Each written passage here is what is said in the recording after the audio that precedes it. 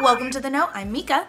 Ahead of the PS4 Pro's release, there was a tiny bit of confusion about what games were and weren't enhanced for the beefed-up PS4 console. Microsoft is now trying to get ahead of the same issue in a new video interview where they explain what Xbox One X Enhanced means for gamers. In the video with Xbox's Albert Pinello and Major Nelson, Pinello says Xbox One X Enhanced is a way to inform customers that a developer has done work that allows them to take advantage of all the performance and all of the horsepower of the Xbox One X. He also says it's up to the devs how they want to do that. Some games will do this with 60 FPS modes and 4K, some of them will have different graphic modes like Rise of the Tomb Raider, and some Microsoft Studios titles will run with PC textures and high resolution assets, so not much of a standard, just like the PS4 Pro. Got it. Glad we're all on board. Remember that YouTuber who waited in line for an entire month at the Nintendo store in New York to get his Nintendo Switch? Well, he's up to his old antics all over again, this time standing in line 10 days early for the launch of the highly anticipated SNES Classic. That's right, YouTuber C&D is already hanging out at the Nintendo NYC store for the release of the hotly contested retro console, and he's started a video series about it. This probably won't be the last of the stunts we see leading up to the SNES Classic's release, but seriously, you know you can just get it shipped to you, right? There's an option that says shipping rather than store pickup. You can go home and shower, bro. Could a new Fast and Furious game be in the works from the developer of Project Cars? Well, that might be the case according to the head of developer Slightly Mad Studios.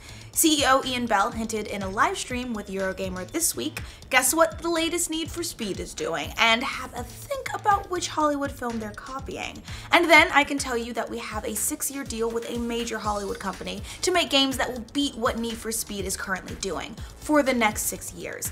That basically sounds like confirmation of a Fast and Furious tie-in game from the developer, maybe with a family expansion pack. Nah. It looks like one game is taking the console fight to PlayerUnknown's Battlegrounds early, Fortnite. Last week, Epic Games announced the new Battle Royale mode for their base-building co-op shooter, and this week, they've decided it's going to be free for everyone. Battle Royale will launch free of charge next week on PC, Xbox One, and PS4, bringing 100-man skirmishes to the game, and players who purchased it early last week will of course be refunded. This is definitely an interesting strategy by Epic. It gets the game mode a console audience ahead of the launch of PUBG on Xbox One at an unknown time later this fall, and well ahead of whenever it'll probably come to PS4. We'll see if it's able to keep the players though. And speaking of PUBG, could the multiplayer sensation get its own single-player campaign? Well, according to creator Brendan Green, that's one of his dreams for the game, but there's just not the time, right now at least. Green made these comments on yesterday's huge Reddit AMA about PUBG, saying, "I would love to add a single-player campaign to the game. I think the island we have could be a great location for an interesting story, but unfortunately, we just don't have the time or the resources for it at the moment." Elsewhere in the AMA, Green also discussed the possibility of destructible environments, not in the immediate future, but they want to try, a potential nighttime mode, he's seen it in testing, but it would need a lot of work, and the fact that a new map will have a brand new vehicles that they just aren't talking about yet. What the heck's wrong with Rainbow Six Siege? Well, a lot of gamers are saying their consoles are crashing after the newest update. Oh, and apparently some new characters are overpowered and map exploits are running rampant. So basically it's a hot mess. The biggest problem was reported by PlayStation 4 players who say that their consoles freeze whenever they try and use their friends list. Ubisoft says they're working on a fix, but for now, players are warning others not to download the newest patch, and if you have, don't use your friends list, at least if you're on a PS4. When Nintendo announced that a port of Doom would be available on the Switch, lots of people couldn't believe it. How could that be possible on a handheld device? Well, the folks at Digital Foundry got a look at the game running on the Switch and were impressed with what they saw, although they said that it only runs at 30 frames per second as opposed to the holy grail of 60 FPS. And as you might imagine, the draw distances and resolutions are somewhat reduced from the PlayStation 4 and Xbox One versions. Still, Digital Foundry gave the port a good review given the limitations of the Switch's hardware. They summed it up by saying, "Bottom line, I've played a respectable looking version of Doom on what is effectively a tablet, and that is seriously impressive." Reviews are out for Kingsmen: The Golden Circle, and so far, it doesn't look like the sequel lives up to the original. The movie scored a 55 on Rotten Tomatoes and a 49 on Metacritic, putting it squarely in the fair category. Okay, that might be a little bit generous. On the high end though, IGN called the movie as cheeky, cartoonish, and crazy as its predecessor. And The Hollywood Reporter said it was an imaginative international romp that stays on its toes and keeps its wits about it most of the time. But those were the bright spots. Most critics just didn't like it. Newsday said fans of the 2014 hit might be disappointed by the sluggish and slightly distasteful sequel. And the San Francisco Chronicle said of the movie, for all its breathless action, mind-boggling gadgets, and stylized fight sequences, nothing much happens in the comic book spy caper.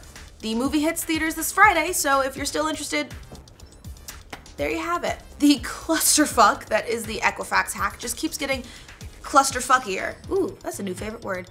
After the credit rating company was the victim of a hack that exposed the private information of 143 million people, Equifax tweeted out a link to a website that was supposed to help people find out if they've been victimized. The only problem? Equifax tweeted out the wrong link and sent lots of people to a phishing website instead. Yep, a fake website that has been set up to spoof the real site was apparently good enough to fool Equifax too. And Equifax tweeted the incorrect link at least 8 or 9 times, according to Mashable, before someone noticed the mistake and deleted the tweets. This is just one opinion, but damn, maybe you're in the wrong business, Equifax. Maybe you should just cut your losses.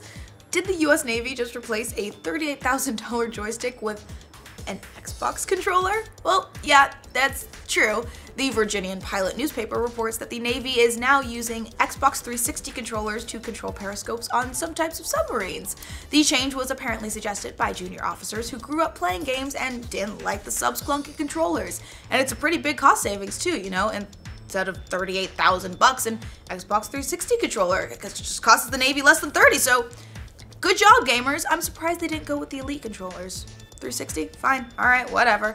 Well, that's all the news we have for you today. Be sure to comment about any of your favorite news stories in the comments below. And remember, for more news from this corner and that corner and every corner of the internet, like this video. And if you're new around here, subscribe to the know. In the video with Xbox's Albert Pinello. For the release of the hotly contested? This is definitely an interesting strategy by Epic. It gets the game mode a console on it. Well, according to Brendan Green, according to creator.